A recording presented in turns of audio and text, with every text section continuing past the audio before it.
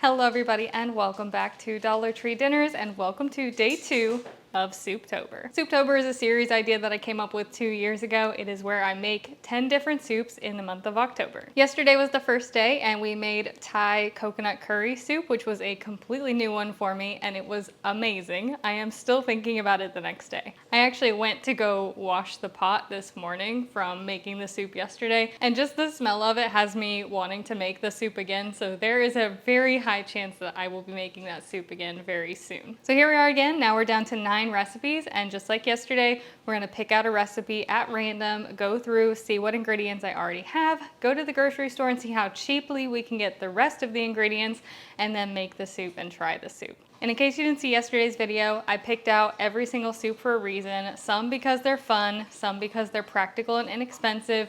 Some of them are familiar to me and some of them are new to me. And I did try to include some for those who can't have dairy and some for those who can't have gluten. So we've got a lot of variety in this. Just like yesterday, let's go ahead and shuffle up our soups. I technically don't have to shuffle them because I shuffled them yesterday, but I just think it's fair to try to shuffle them up every time. And I do this without looking so that I don't know what's going on. Now I'm gonna go to I'll record it this time for you guys. So you can see I'm not cheating. Nobody accused me of cheating, I just think it's fun. All right, let's go to record it. And then what I'm gonna do is I'm gonna go to a random number picker. And now we only have 9 soups because we already tried one yesterday, so I'm gonna reset it to 9 and generate, and it picked number 4. Let's count to 4, starting with, all right, so there's 1, 2, 3, and number 4, I can actually tell because this one is folded, is a recipe that a subscriber mailed to me recently. So thank you, Bonnie, for sending me this. This is her recipe. I believe she said it's her friend's recipe for Panera's broccoli cheese soup, but a gluten-free version. This one calls for butter, celery, cornstarch, chicken stock and milk, white pepper, broccoli, processed cheese cubes, so like Velveeta, julienne, carrots, and nutmeg. So I mentioned before that I love Panera's broccoli cheese soup. It's one of my favorites. I used to go there and just get a bowl of soup and it would come with like a little bread roll. And I think I would get like a bag of chips or something like that, like just the soup, the bread, and the chips. I might try to do, I won't be able to make like a from scratch bread bowl, but when I go to the grocery store, I'll try to see what kind of bread options that we have to serve with this, because I feel like this kind of a soup needs a bread on the side. But as far as ingredients go, we've got butter, which I do already have. Celery, I don't have. Cornstarch. And instead of chicken stock, I am going to be using chicken bouillon powder, just like yesterday. Milk. It says chicken stock and milk 1-to-1 ratio, 9 cups each. I am starting to realize that this is probably a much larger soup than I want to make, so I might have to cut this recipe in half or even in quarter, because 9 cups of each, I don't really have a need for 18 cups of soup. I do have some milk, but not a lot. White pepper. I don't think that is something I have in my spice cabinet. I will double check though. No. All right, so we have no white pepper. I am probably gonna substitute black pepper just because I'm trying to think if I have like other uses for white pepper to justify that, especially if I'm cutting the soup recipe into quarters almost. We'll think on the white pepper. Broccoli. She says fresh broccoli. You can also use frozen. Let me see if I have any frozen broccoli. So no broccoli. I don't have any carrots and I don't have any nutmeg. I did mention in yesterday's video that for the purposes of trying to make the soup as inexpensive as possible, I may not be able to follow the recipe verbatim. So I hope it's okay that I'm gonna have to make a couple of changes to this recipe to make it more affordable. So butter's fine, I already have that. I'm gonna pick up some celery, I already have cornstarch. I'm gonna use chicken bouillon in place of stock, and we're still gonna use milk. In place of white pepper, I'm probably gonna do black pepper. And in place of fresh broccoli, I am probably gonna do frozen broccoli, depending on pricing. Processed cheese, totally fine with that. It calls for 2.5 pounds, but I'm gonna cut the recipe back pretty significantly. Julienne carrots, that's pretty easy. You usually buy a single carrot at the grocery store. But we need to talk about the nutmeg real quick, because I know that there is nutmeg in Panera's soup, but for some reason when I get it at Panera, I cannot taste it. But anytime I have ever tried to make copycat versions of Panera's soup and I have put even just the teensiest bit of nutmeg in it, for some reason it's all I can taste. I've talked about that before with like sesame oil. So I am hesitant on the nutmeg. Like, I want to follow the recipe, but at the same time, I am concerned that if I make it as it's written, I might not enjoy it as it's written. So we'll see on the nutmeg as well. So with that being said, we've got our grocery list. Let's head to Food Line and see how much this one costs to make. So before I get into the haul and what I bought, first, I'm going to show you guys the written recipe. So if you want to screenshot it, feel free. There is the original recipe, and then I have some alternate measurements that I've written out, and that is me cutting this recipe in quarters. So here's the recipe. Again, feel free to pause and screenshot if you want, because this is not a recipe you can find online. It's one that was sent to me. So here's the original measurements, and then here are the measurements that I feel like are sized down quite a bit. First, we have celery. Unfortunately, you can't just buy a little bit of celery, so I did have to get a full bundle. This was $1.89. But I know what recipes are in the stack, so I know I'm gonna need celery for a future soup, so I just went ahead and got a bundle, even though I'm only using a very small amount in this specific soup. Next, we have carrots. I got a single carrot for 22 cents. I actually realized at Food Line that it is cheaper to buy the single carrots than it is to buy the bags. These were 99 cents a pound, but the bags were 2 pounds for $2.79. So that comes out to more than 99 cents a pound. So that's why I only got one, because I know you're gonna wonder why I didn't just get a bag. Next, we have broccoli. As I suspected, it was a lot cheaper to get frozen broccoli than it was to get fresh. The fresh was $1.89 a pound. I was able to get this 1 pound bag of broccoli florets on sale for $1.29. I did have to buy milk. This is really just a restock for me. I usually do keep milk on hand. This was a half gallon and it was $2.39. And then by far the most expensive ingredient is the processed cheese, aka Velveeta. In my scaled down recipe, you only need 10 ounces of the cheese. This is a 32 ounce and it was the smallest one I could get at Food Lion. They had a 1 pound loaf of like brand name Velveeta, but it was the same price as this 2 pound loaf of Food Lion cheesy melt. So I just went ahead and got the 2 pounds and we're only gonna use about a third of it. I will probably use the rest of this to make macaroni and cheese. If you guys want that recipe, let me know. It is just 3 ingredients. It's literally just pasta, this cheesy melt, and milk. I make it all the time and we love it. That brings my total to $11.78. Since I am making soup, I like to pair soup with bread, but even better, I like to pair soup with sandwiches. The irony of making a gluten-free soup and pairing it with a sandwich is not lost on me. I already have a lot of the ingredients I need to potentially make a version of the Panera chicken chipotle avocado melt. So I did just get a loaf of bread. This was on sale for $1.99. It is Italian bread. And again, I know what soups are in my stack, so I know that I will make another use out of this. And then I was just gonna get a rotisserie chicken, but the cold rotisserie chickens that they had were very clearly burnt, and I brought it to their attention, but they tried to claim that this is the normal color, but I do know what the normal color was. These were definitely burnt, so I did just get some rotisserie style deli chicken. This was on sale for $3.99. So I added voluntarily an extra $5 onto it just to be able to make some sandwiches to go with the soup. Put all the cold ingredients away and then let's get to prepping. So let's start with the celery. I'm probably only gonna need 1 stalk of celery for the whole soup. Let's get that washed.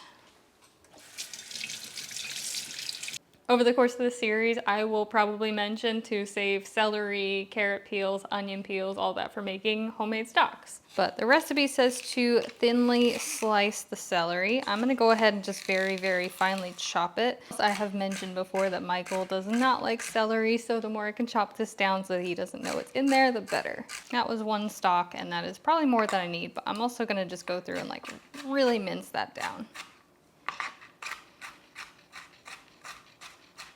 That's gonna be my way of basically hiding it.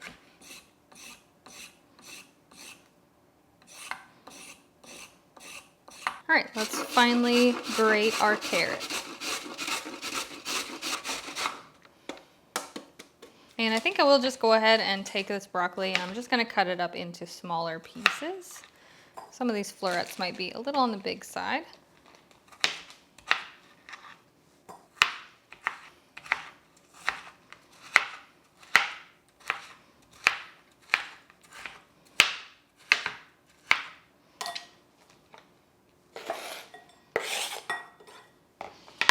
I forgot to mention one more thing regarding this cheesy melt, which is an alternative that I thought of that would probably be a little bit cheaper, but not gluten-free. And that would be the Campbell's condensed cream of cheese soup, or cheddar cheese soup.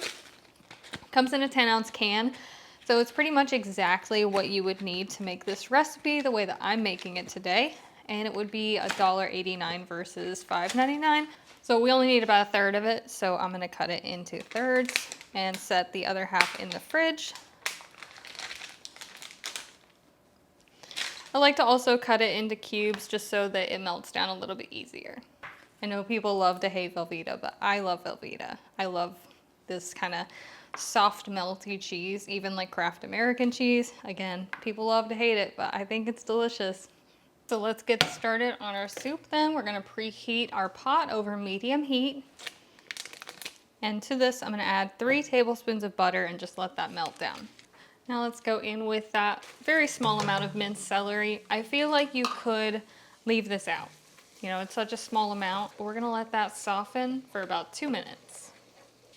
Next, I'm gonna add 2 cups of water. And because I am using bouillon, I'm gonna add 2 teaspoons of chicken bouillon powder in place of chicken stock.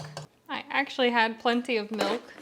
I didn't need to buy any more, but I needed it for my pantry or my fridge anyways. Next, we're gonna add 2 cups of milk.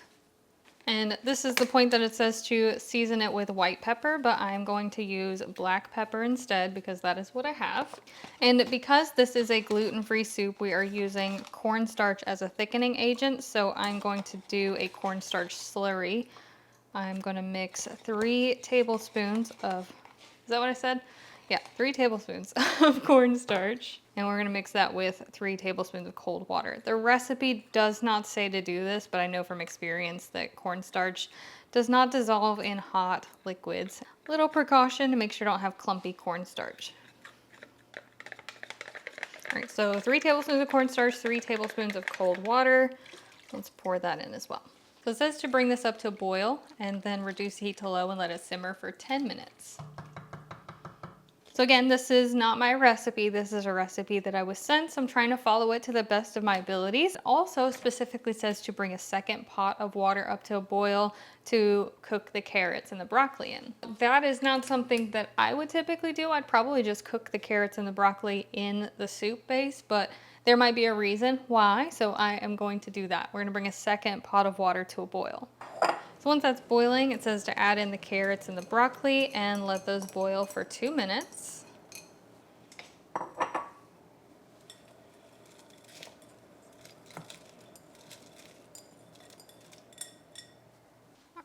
Then it says to drain the carrots and broccoli. And it also specifically says to rinse them under cool water to stop them from cooking.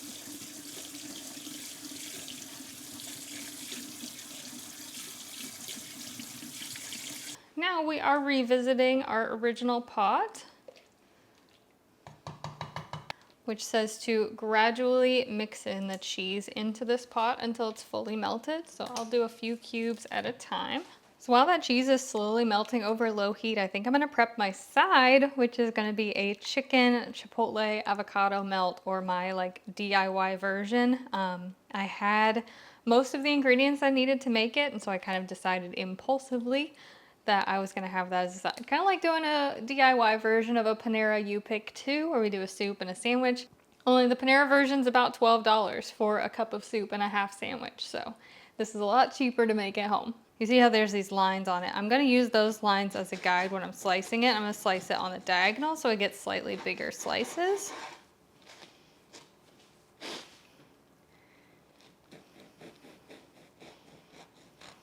And I'm trying to make 2 sandwiches, so I'm going for 4 slices. I'm trying to make them pretty thin, but I'm not the best at slicing bread. I am going to add some mayonnaise to each slice of bread.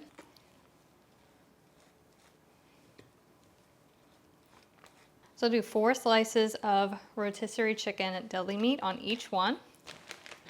I also have some sliced cheddar cheese. The Panera sandwich says white cheddar, but I don't have white cheddar, so I'm just gonna use what I've got, which is this medium cheddar. I cut it into pieces for making some like meat, cheese, and crackers. but I'm just gonna put a few slices on each sandwich. I'm going to set these aside momentarily while I prepare the rest of the toppings for it, which is gonna be some sliced avocado that I already had in my fridge. So let's just slice that up.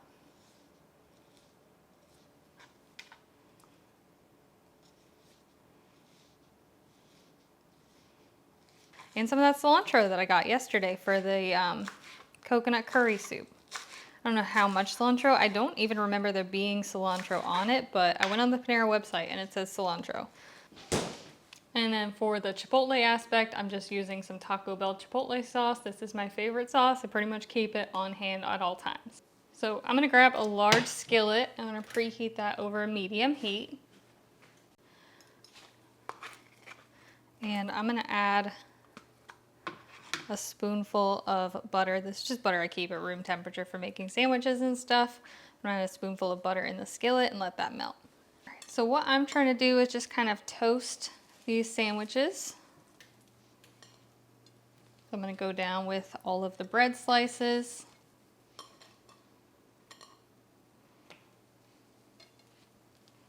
But I am gonna cover that and let the cheese melt, let the bread toast. It'll take about 3 minutes or so. And at this point, all of the cheese is fully melted in our soup base. Let's go and add in our chopped broccoli and carrots. And just kind of let that heat through a minute since it's chilled at this point. But this is what Miss Bonnie's broccoli cheese soup is looking like. And at this point, you would also add the nutmeg. Let's check on our sandwiches here.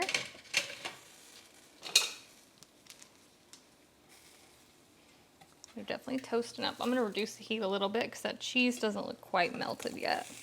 Oop, that one got a little too, this burner. That one got a little too toasted. That'll probably be mine then. This one also seems a little extra toasty. Hold on a second. That one's good. Uh-oh. Uh-oh, spaghetti-o. This burner is finicky sometimes. Okay, well, it should be fine. They're just a little extra toasty. All right, well, let's go on with our cold ingredients. So sliced avocado. A little bit of cilantro, just a little bit. And a drizzle of that chipotle sauce. Not ideal, but definitely workable. That is the primary reason you never see me use that burner on that stovetop, because it is too hard to regulate the temperature. I actually really don't like my stove in general because it's all double burners, and I find that the double burners just get too hot sometimes. Medium heat on the double burner is more like medium high, and medium high is more like high, and high is burnt. Everything is burnt. So if I'm ever in the market for a new stove, I will not be buying one with a dual burner. And we have our gluten-free Panera style broccoli cheese soup.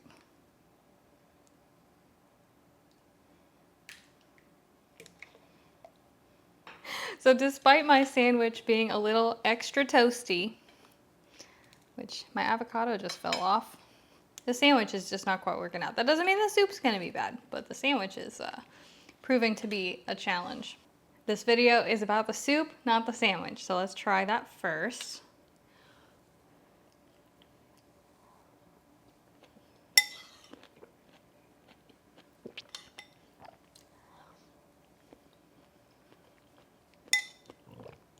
That is a really good broccoli cheese soup. It's not quite identical to Panera, but I can chalk that up to me substituting the white pepper for black pepper and omitting the nutmeg.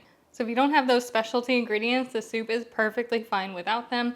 The only thing is that because I also swapped the fresh broccoli for frozen broccoli, I wonder if I should have cut the pieces a little bit smaller or even just cook the broccoli just a little bit longer. Typically when I've bought broccoli cheese soup, the broccoli is quite soft and mine still has a good bit of bite to it. When I was a kid, my favorite vegetable side was like canned green beans or broccoli and cheese. My mom used to buy those little boxes of Green Giant frozen broccoli and cheese sauce, the ones that you dunk in a pot of boiling water. And they were mostly stem pieces, but it was one of my favorite sides. I loved broccoli and cheese, still one of my favorite combinations to this day. But we also have a sandwich to go with our soup, which hopefully is good since it's a little toasty. Maybe you like your sandwiches extra toasty. In that case, we can just pretend like it was intentional. Bob Ross always said there are no mistakes, only happy accidents.